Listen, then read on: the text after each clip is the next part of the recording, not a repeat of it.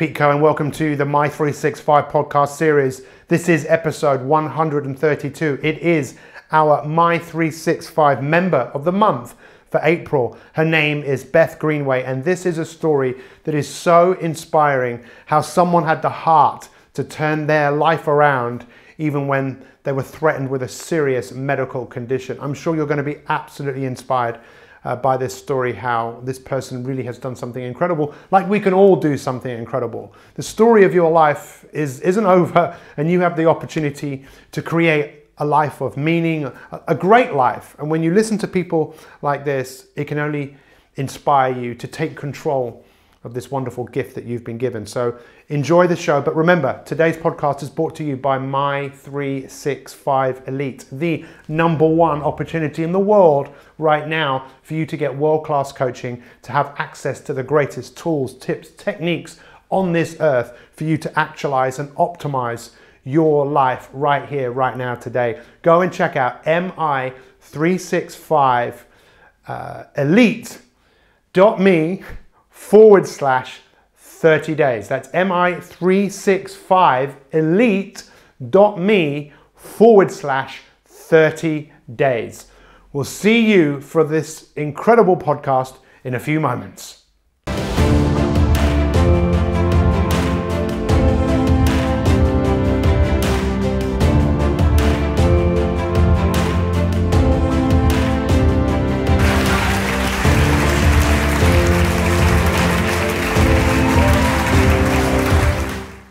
Hey, it's Pete Cohen here. Welcome to the podcast. I'm absolutely delighted that my guest today is the amazing Beth Greenway. Now, Beth is also our Mi365 member of the month for April. Whoa. Congratulations. How do you feel? I feel absolutely amazing. Thank you, Pete. That is an absolute honour. I can't tell you how thrilled and delighted I am. Thank you. Well, for us, you know, we spend time every month thinking about who we would like to be a member of the month, and we're kind of spoiled for choice in many cases, but we're always looking for stories. We're looking for stories of people that have done some incredible things with their life and people who want to do incredible things with their life. But I know you're quite quiet in the Mi365 community, but you're still very active, aren't you? You're still very much... I am. I try to be as active as I can. I find it, I'm not so engaged in posting in the community, but I tune in as often as I can in the mornings. I really like that sort of routine of the broadcasts. That really works for me. And I do the masterclasses in the background. And yes, I do post occasionally because I get value from that. But I love the community. Brilliant. So just tell us, before we kind of get stuck in, tell us a little bit about yourself. I mean, we're going to dive into your story, which is pretty incredible. And but tell us a little bit about yourself and what you do.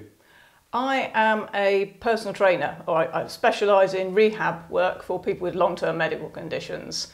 That's something that I've always been passionate about. I started in a more athletic background, working with triathletes, but then because of my own story, which we will get to, I realised that there was a very disenfranchised bunch of people in the fitness community. It was almost like, if you fit the mould of being someone who's almost fit but just wants to ice the cake, there was lots of things for you. But if you have a long-term health condition, there's an awful lot of gyms and fitness facilities that will actually turn you away. They'll go, oh no, we can't help you. And I thought, well, that's a real travesty, because these are exactly the people we should be helping.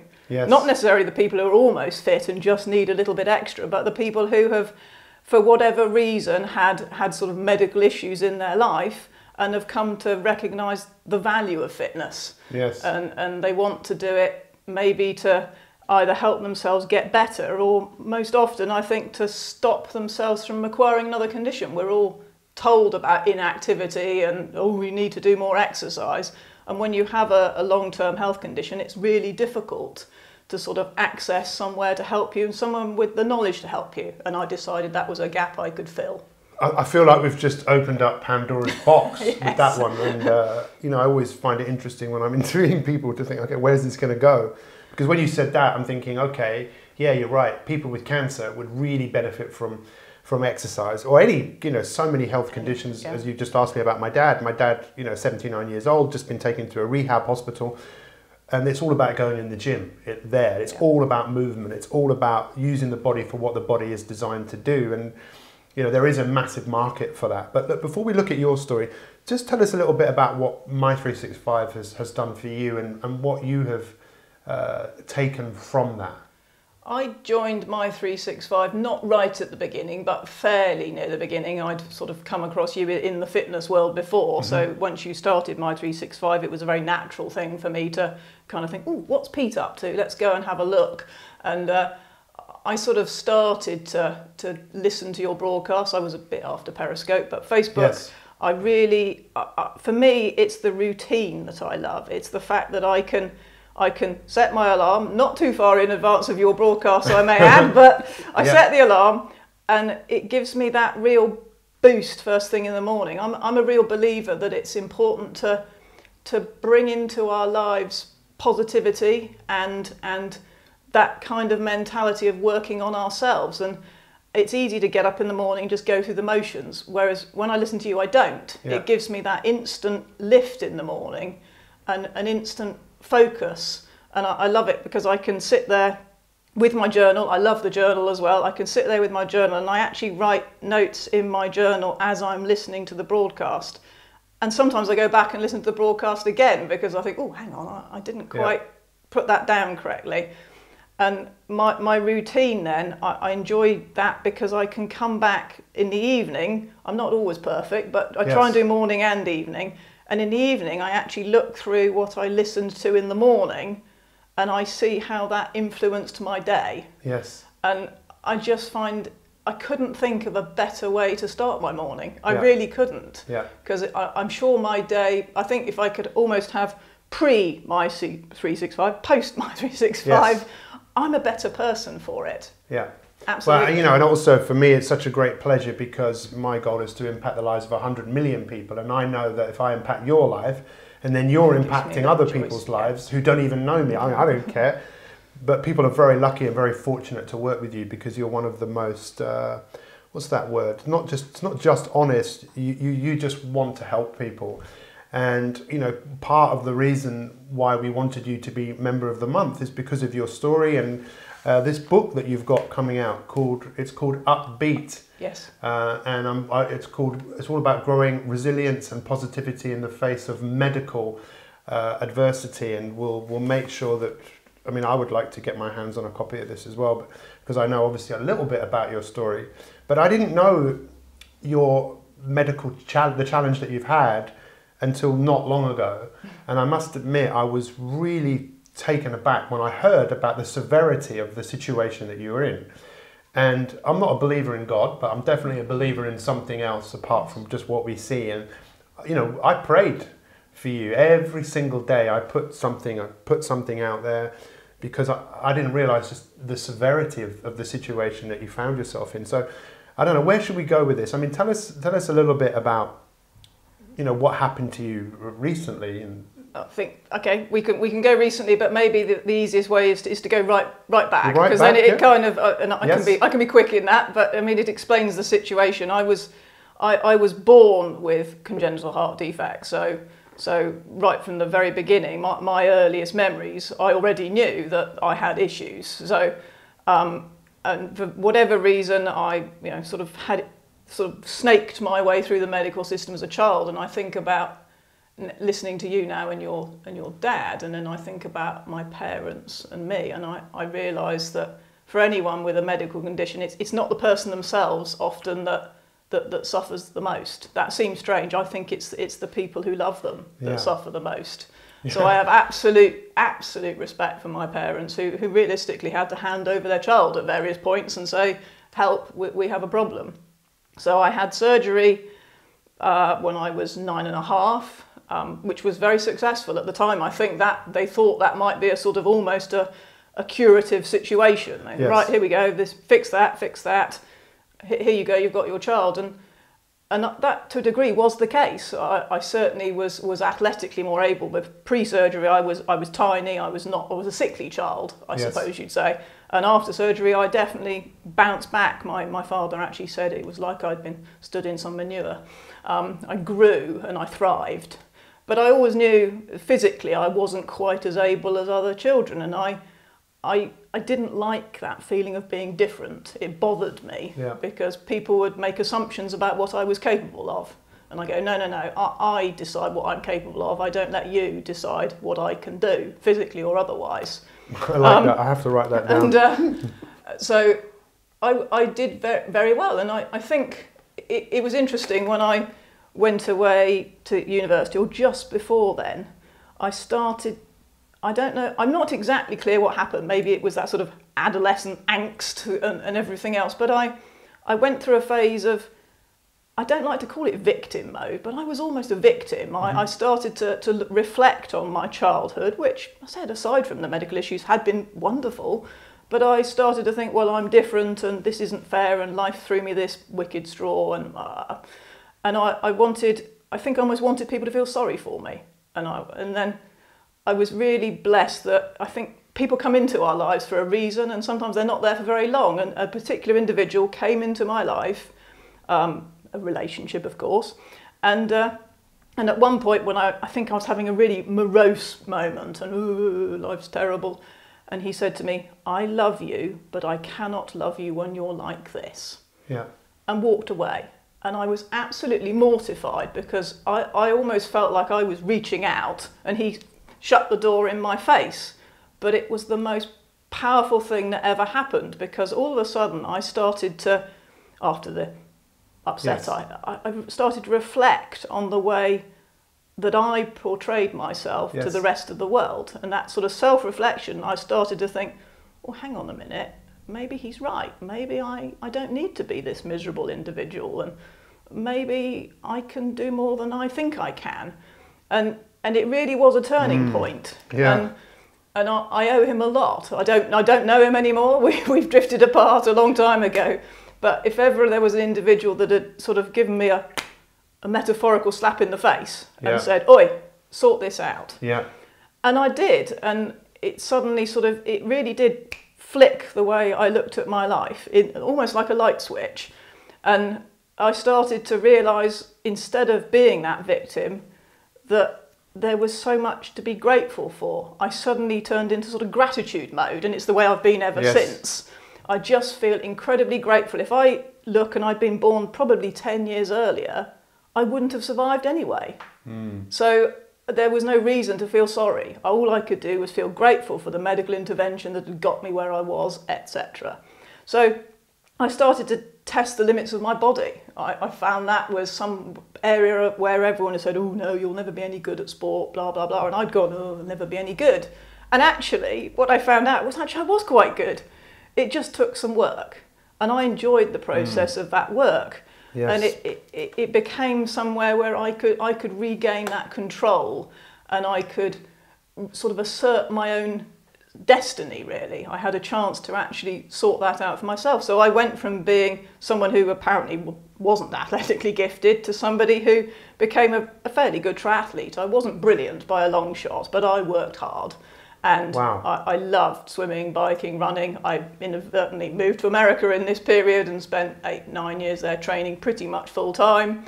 I raced all over the place with not great success, but probably reasonable success, just through work ethic and not talent. That is for sure.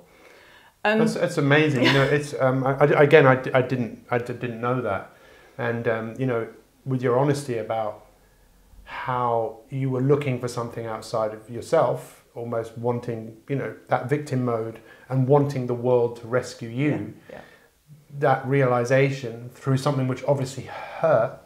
Yes, it wasn't good at the time. It felt bad. No. Well, there's that old adage, isn't there? What hurt instructs. Yes, and it can instruct you in, you know, it could have instructed you more to go into victim mode rather than flipping a switch and go, no, I'm going to be grateful. And I personally believe that anyone who can be a really good victim could also do the complete opposite, which you quite clearly have done. And so tell me, when did your health become a challenge again? I was about 30. I'd been racing very successfully, and things started to take sort of a bit of a downhill. And in my mind, I've always been one to take personal responsibility for things. And I thought to myself, oh, obviously I'm not training hard enough, or this is, you know, I've done something wrong here. I'm not training like I should. And my instinct was to train harder. I go, okay, if this isn't working, work harder. And I really couldn't work harder. And I thought, there's something not quite right here. I was getting slower and slower, more and more breathless. And then I did what I normally do again, and I went, oh, I'm getting older. That's what it is. This is what happens to people when they hit 30. It all goes downhill. And luckily, by the by, at this point, I moved back to the UK, which was very, very lucky because I didn't have any health insurance in the US when I was there. Yeah. So I came back to this country, and I'd been experiencing an awful lot of weird palpitations and heart irregularities. And at one point, I was really, really unwell for several days, and I thought, well, I think I might go to the doctor here. I never go near to the doctor if they've got to drag me in there near enough. And I thought, I think this is not good. And I went to see my GP, who said, "Ooh, well, aren't you going to your regular follow-up appointments that you're supposed to have?" I went, "Oh no, I stopped doing that 12 years ago." I deliberately almost stopped doing it because I wanted to distance myself from that part of my life. I thought that's history. Let's move on. But actually, those 12 intervening years had not been particularly kind, and my heart was definitely struggling. I ended up back in the National Health Service system, and ended up right in front of the very same consultant I'd seen 12 years earlier, who sort of looked at me and went, "Well, where have you been?" And I went, "America." Doing triathlons? What do you America, expect? doing all the things you told me not to. Yeah. I always, unfortunately, I may be quite contrary in life, and the best way to make me do something is to tell me not to. And what had stopped me going initially was asking this same individual, "I think I'd like to do some running." And he went, there was that sharp intake of breath, and "Ooh, I think you can do that as long as you don't want to run marathons or anything." I can picture the conversation now, and I went, "Oh, that's something I need to do then, isn't it?" Yes. So that was what had precipitated that part of my life. Yeah. I don't like, as I said, again, people setting boundaries for me. I go, no, I set those. I decide what I do, not you. So actually, I guess 2005, I ended up having another heart surgery to try and, again, get me back to where I needed to be, a redo of some of what had been done when I was a child. And again, I bounced back incredibly quickly from that surgery. I think partly because I was relatively fit. I look at people in a similar position to me, and I realise that you've got a choice. You can push on and try and maximise what you've got, even if that's getting less, or you can give up and accept. And I don't like the giving up and accepting, because I think that the less you expect of yourself, the less you end up with. I always want to know that there's a ceiling, but I'm going to keep bumping onto that ceiling, and preferably I'm going to climb through the ceiling. Yeah. It's interesting because a lot of people think that we'll set these ridiculous limitations on ourselves. And I was reading something the other day about worry creates like an artificial limit. You think but there's a layer, you put the level of worry there, which often stops you. Yes. And then you ask people, how far can man run without having to stop? So some people might say 30 miles or something, but there's a group of, I think, North Americans who can run something like 200 miles non-stop. So we're all much more capable, and obviously, what you achieved with the challenge that you had, I suppose it wasn't a challenge, it was what it was, and you were going to carry on no matter what. Yeah. So after that heart surgery, you bounced back. Absolutely, and again, I was relatively fit and healthy. I don't think I ever quite reached the levels I did before, but I don't think that matters. I think the answer is to strive, providing you're striving, and I think it's also it's been important to me to have a belief that I could be better. I think that's always been a driving sort of force underneath everything, is that no matter where I am today, if I believe I can be better, then there's a chance I can. When you say believe, and I'm writing some great notes down here, by the way, when you say believe that you can be better, what does that in effect mean? Does it mean that you're able to see a future for yourself? Does it mean that or is it something you say to yourself? Because people talk about self-belief, and it's like, well, what does that really mean? What does it mean to you?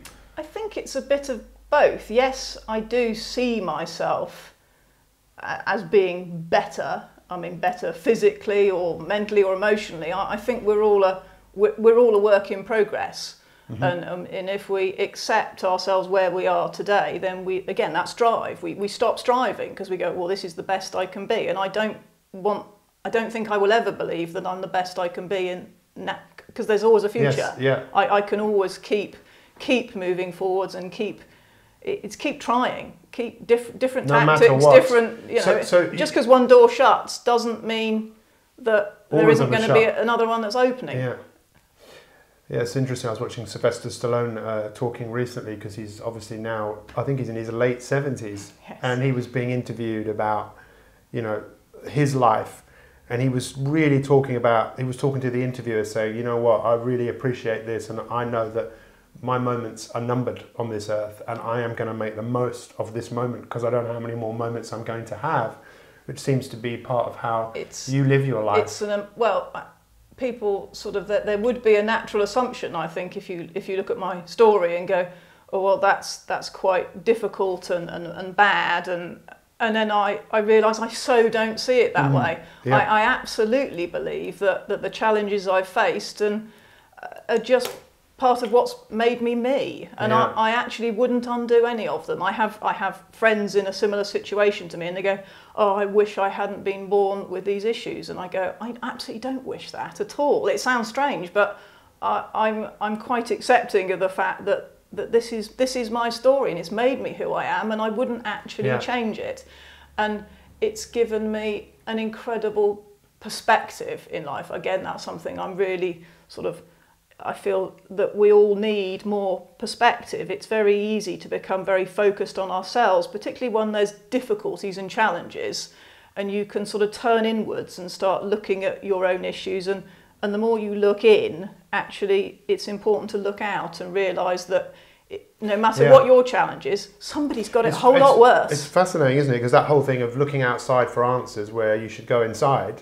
But I suppose the other side of that is when you're stuck inside in your own cocoon of self-absorption, get out of that cocoon and look at the outside world. And I don't think it matters, because people think it's the medical adversity I've overcome, and I think it doesn't matter what your adversity is in life, because there's people with financial issues, emotional issues. It doesn't matter. Life's hard. Yeah. And I don't really necessarily look for an easy life. Yes. Yeah. Well, maybe that would be boring. But the thing is, it's like, if that is that's your approach to life. Yeah. So it's like, that's, your identity. I'm carrying that around with me. So, okay, in that case, you're going to be tested, right? So you were tested again. That was last year. So I was. Tell us what happened last year. Yes, literally. Funnily enough, today I think is tomorrow, the 6th, but it would have been Thursday last year, was the anniversary of my next heart surgery. So there we go. This is even more serious. It was a bit dire. Yes, I hadn't been very well for probably a month before that.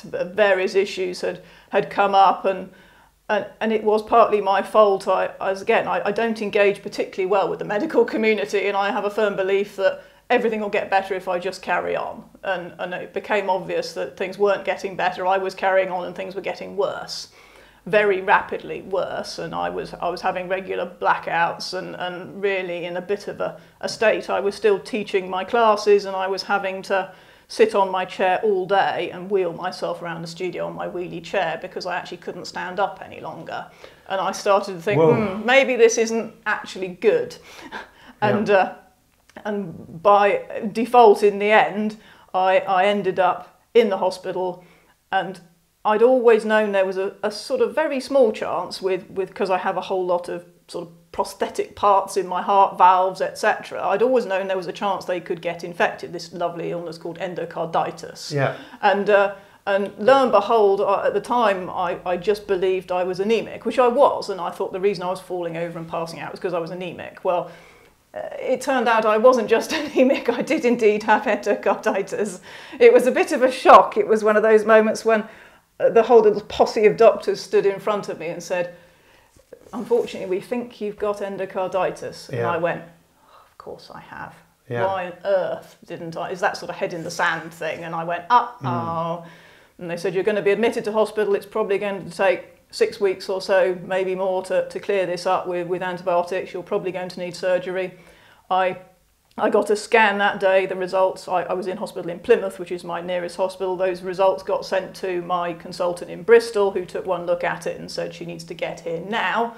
So I then had a very lovely blue light ambulance ride, 120, 130 miles up the motorway, and was deposited in Bristol, where again they came and said, right, the plan is you're going to get antibiotics for probably 4 weeks or so, then you're going to get surgery to clean up what we can't get rid of with antibiotics, and then you'll get more antibiotics. And I went, oh, this sounds, whatever it is, it's okay, I'll deal with it. Yeah. Unfortunately, things took a bit of an interesting turn a few days later when they did another scan, and I hadn't even got back to the room, and the surgeon's standing at the door going, you're on the table the day after tomorrow. You're going to die if we don't. And he used this lovely term. He said, I've ordered the parts you need. Yeah. Which I thought was really funny. It was almost like you go down to the supermarket and you pluck some heart valves off the shelf. Yeah. But so here we were, Thursday the 6th last year, of April, on the table again, having another load of work done. And what do you remember thinking when you heard that? What at that time? Were you still philosophical? Yes, completely. And having written the book, I'm still slightly perplexed by my own reaction. Yeah. I think the surgery before, I'd had a lot of time to prepare myself, and maybe that had given me more time to be anxious. At this point, it was literally like, you're on the table tomorrow, and I knew I was ill, and I thought, well, he actually, when he came in to put the dreaded pink consent forms in front of me, he actually said to me, I think we should sort of discuss the risks, or do you want to discuss the risks of this? And I actually said, very pragmatically, I said, no. Yeah. I said, let's be honest, if you don't do this, I'm going to die later this week. Let's just do it. I said, so let's just do it, because the odds actually are irrelevant. You get the choice, possibly live or definitely die. And I thought, I'll take possibly live, thank you. Yes, well, yes. Well, the odds are like, then you combine into the odds, right? It becomes like a placebo. It's like, don't give me the odds, because I'm going to defy the odds anyway. It doesn't matter. And I really, I said I almost can't rationalise it. I really didn't fear dying. I thought, I'm not going to die. This is going to be all right. And I was so philosophical, and it was almost, I think, maybe it's what people do when they're in a situation of extreme stress, but I almost found like I'd come out of my body and I was observing myself, and I was quite calm with that. Yeah, it was a very strange situation. It's so crazy that we have to have experiences like that in our life, in many cases, that make us find something in ourselves that we didn't even know that was there. There's another Mi365 member, her name is Maureen York. She had cancer recently, and I couldn't believe just her attitude of how she dealt with this. And it wasn't fake. It was like, I'm going to conquer this. And you obviously know, it's interesting you said about, yesterday being a year ago, the 1st of April, 7 years ago, Hannah was given 8, she had brain surgery, and, look at the odds. The odds were, well, she's shattered the odds. She's no way she should be here, like you shouldn't be here. But you are here, and you've done something amazing, and I'm sure many people will be inspired by what you've said. I'm definitely inspired by it, hugely inspired by it. And now I'm looking at your book, and I knew the title, but now I'm looking at the title differently, because you've called it Upbeat, which makes a whole lot of sense to me. Yes. About being upbeat and being above yourself and being upbeat. I wonder where that terminology comes from. So tell me a little bit about the book and why you decided to write it. I think it was something of a cathartic process, actually. Again, I had these 2 months in hospital. I had to have IV antibiotics, or PICC line antibiotics, 4 times a day, 6, 12, 6 and 12. So that was all very routine in my life. And I realised I could see this hospitalisation as something very difficult and very traumatic, or I could see it as the most incredible opportunity. When else in life was I going to get 2 months to sit on my backside and do whatever I wanted? I didn't have to be responsible for eating, anything else in life, and everything was taken care of. My only responsibility was to be there 4 times a day. and so I thought, what can I do with this incredible gift of time? And part of what I did was some online courses. Every day I'd wake up and set up my laptop and do some online studying.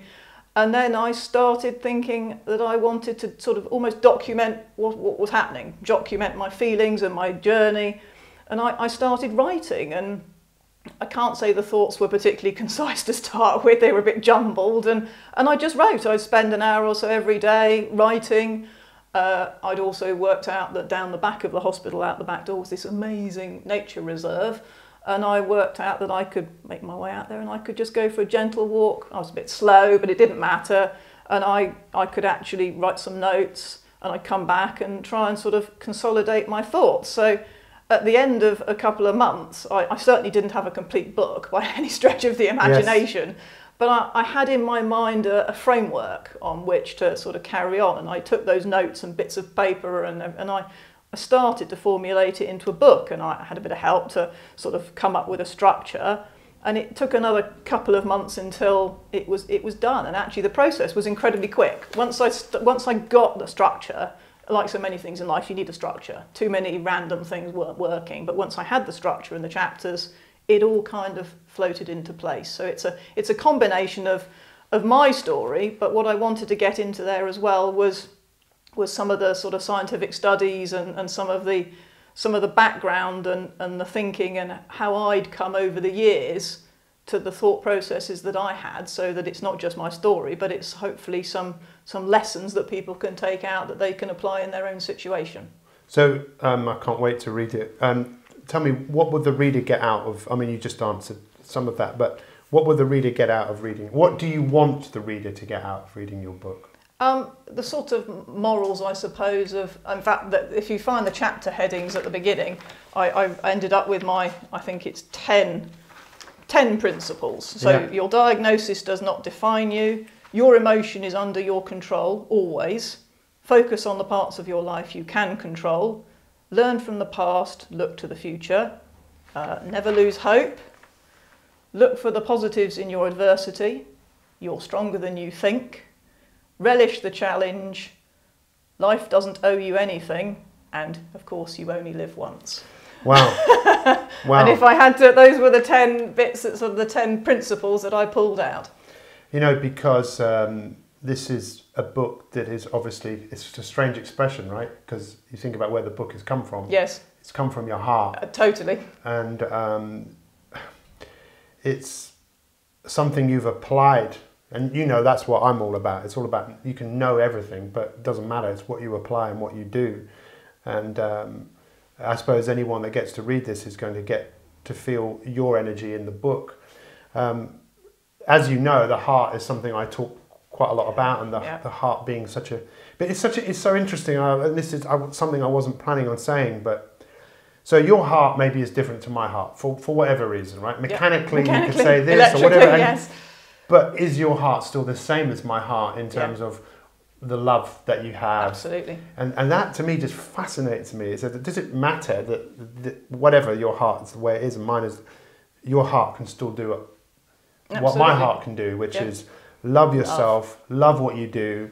And I'm totally kind of blown away by all of this. I can't wait for people to listen to this and to take something away from it. I would really love to know, and I'm sure you'd love to know what people get from this. Let's talk about where you're going. What's next for you?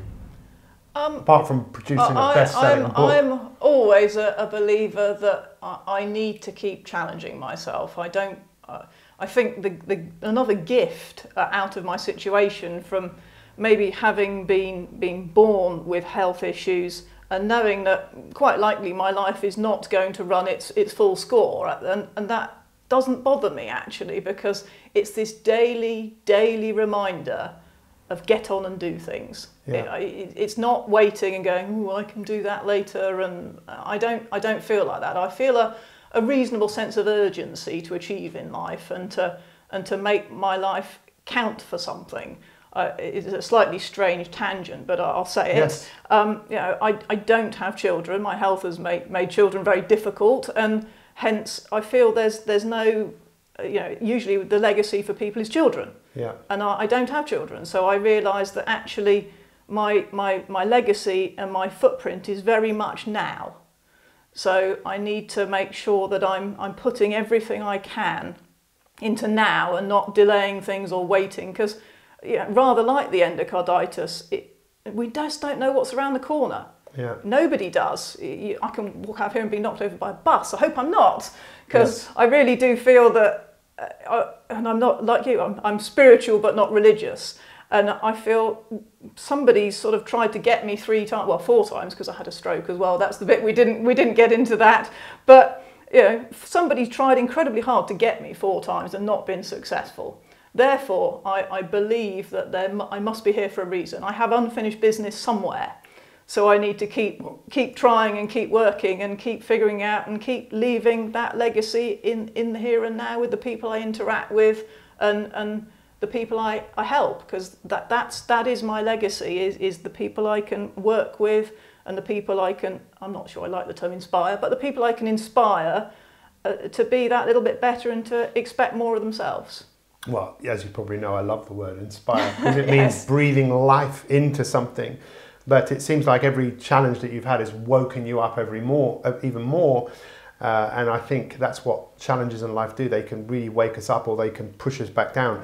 I absolutely love the way that you talk about the voice in your head that has talked to you and told you you can't do this and that won't happen, but how you've learned to listen to that less and pay much more close attention to the part of you that looks for solutions, asks better questions, and moves you, moves you forward. So I'm so excited for this book coming out, and I definitely would like to order my copy now, and a signed copy as well. How can people get hold of the book? How can people find out about you? How can people get to you?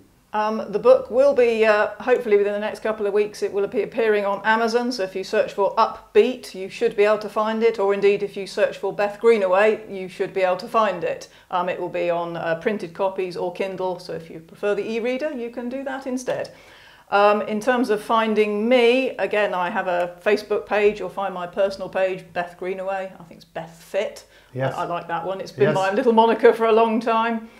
There's also a Beth J. Greenaway page where I'm actually working on growing a community, upbeat warrior community for people with long-term medical conditions. Because again, I want to share my experience, but I also want to be able to bring other people into that community, because to share, I think we get stronger by sharing with each other and supporting each other. Again, it's the Mi365 community. You know, we're stronger together than we are apart.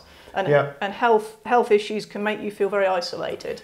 When you said that right in the beginning about health issues, the first thing that came to my mind about long-term health issues, we've all got them. Yeah, it's absolutely. And one is called death. Yes. You know? Yeah.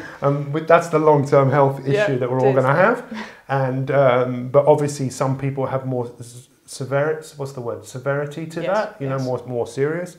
And I really hope that people take something positive away from this. I would encourage you to definitely get this book. I would definitely encourage you to follow Beth, not literally, but you can, but you'd have a long way to go because you live in Cornwall. I live in Cornwall, yes. And, you know, what time did you leave home this morning?